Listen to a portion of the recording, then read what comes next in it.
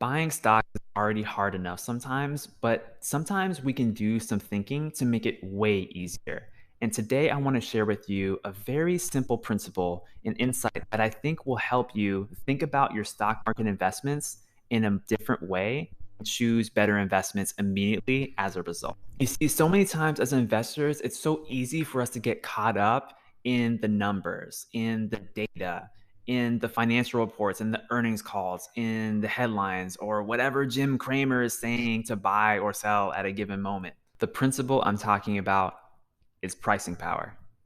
Welcome to Stock Stories.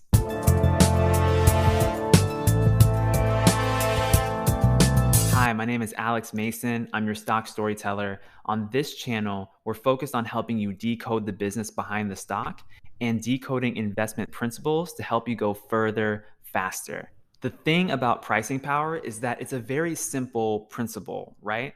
But it can reveal so much about a business's future prospects. Now, let me explain. Pricing power is simply a company's ability to raise the prices on its goods or services without seeing a corresponding decrease in the volume of how much it sells. For example, if I'm selling chocolate bars for $1 and then I say, you know what, I think I could probably sell this for more. I think I'm going to raise the prices by 10 cents or 10%. So now the price of the chocolate bar is $1.10. Now, would you not buy a chocolate bar from me because it's $1.10? Or are you just going to pay the $1.10 and move on with your life and enjoy your chocolate? I'd probably just take the chocolate. You see, Hershey makes chocolate bars. They make Reese's peanut butter cups. They make all sorts of wonderful, delicious things. Now, Hershey can raise its prices by, say, 7, 8, even 10% in a year because people are willing to pay for their intellectual property. That's really what you're buying, right? Because a Reese's peanut butter cup like this is just a piece of chocolate with some peanut butter filling in it, right? But if you put this special bright orange wrapper on it, it becomes something else. It becomes this beautiful brand that you and I are willing to pay more for than if we go down to the gas station or the convenience store and we buy a generic piece of chocolate. This especially works well if the price of the goods or services that the company is selling are low in nominal terms. For example, in the Hershey example, $1.10, that's not really going to break the bank for most people. But if a company like Harley Davidson raises the prices of a motorcycle from, let's just say, $10,000 to $11,000, that extra $1,000, that might be a hit to your pocket. So you might think for going out and buying that bike. Another example is a company like Louis Vuitton Moet Hennessy. And this is a company that I've covered in the past. Louis Vuitton Moet Hennessy is this massive luxury conglomerate that's able to raise prices on its various brands year after year. Now, why are they able to do that? They're able to do that because people want that Louis Vuitton purse. They want that Hennessy bottle.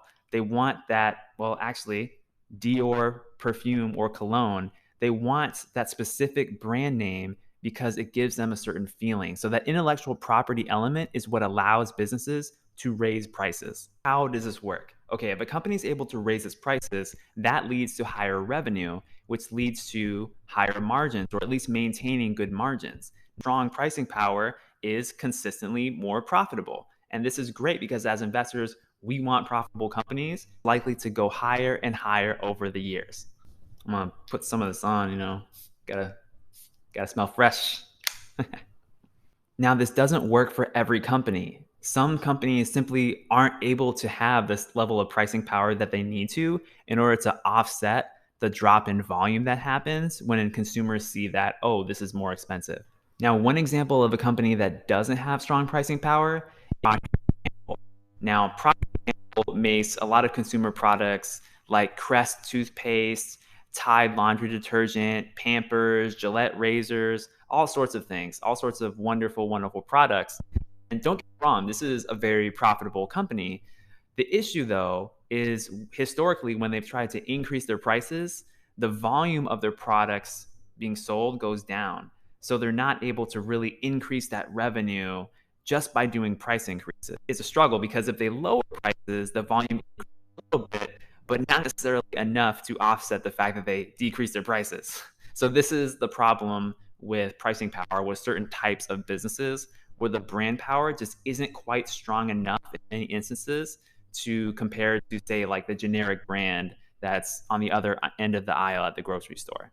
Another example of companies that have trouble increasing their prices easily are companies that are very cyclical, or they're in the materials sector or the resources sector. One example of this is a company called Alcoa, and Alcoa stands for Aluminum Company of America. And this is a company that's responsible for a large amount of aluminum production in the United States. They've been a big player in the space for several decades. The problem with the business like Alcoa is that it's a very hard business. You're creating a commodity essentially. And the price of that commodity, well, we don't really know what it's going to be tomorrow or next year or 5 years from now. With commodity products, the customers will just say, well, you're selling me this certain type of aluminum. I'll just go to this competitor and buy that same type of aluminum for a cheaper price. I don't really care. I just want the lowest cost provider. The same thing goes with gasoline and oil. Do you really care if you fill up your car at the Exxon station, at the Shell station, or at the BP station if they're the same price? Probably not much of a difference there. Usually other factors are involved, like convenience if you're driving home from work or something like that. But the actual brand doesn't mean that much as it does in the case of, say, like a Hershey or a Louis Vuitton. Now we can see this play out in the actual stock appreciation of these different companies. Let's go ahead and look at them real quick. Now you can see Hershey here. Hershey stock is up 90% in the past 5 years. Very strong growth. And this is a company that consistently can increase its prices again and again and again. And consumers are just not going to care because we expect that prices are going to go up over time, especially during times of inflation like we have right now. Now let's look at another one. Now, as far as Louis Vuitton stock, over the past several years, the price is up significantly. It's up over 131% over the past 5 years. Now, this is due in part to the fact that the company has a lot of great luxury brands that they can increase prices on over time. Now, let's look at that example of Procter & Gamble. So with Procter & Gamble, we see, okay, the stock has returned a decent amount over a period of time. They returned 58% over the past 5 years, but not a massive amount of shareholder returns there. So good company for sure, but they just don't have that same level of pricing power. That's not their competitive advantage. Now let's look at Alcoa, Company of America. Okay, so wild ride for this stock, right? It's a cyclical business. It's up 76% over the past 5 years, actually. But look, we had to endure, if you were a shareholder in Alcoa, you really had to endure some really steep declines in the beginning of 2020. That stock price was all the way down to $6.55. And then it went all the way up at the beginning of this year or earlier this year to $90. And now it's all the way back down to 52.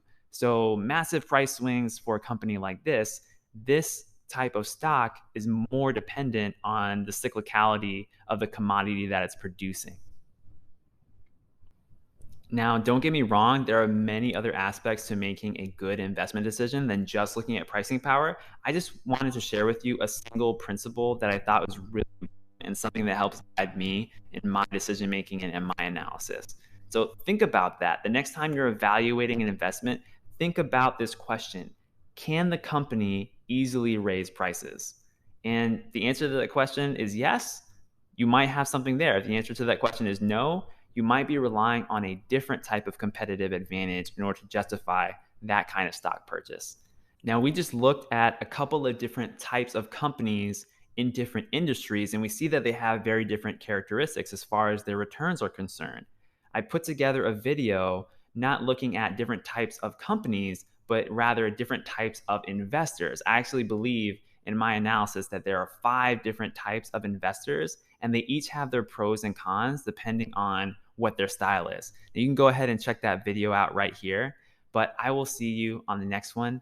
Thank you so much.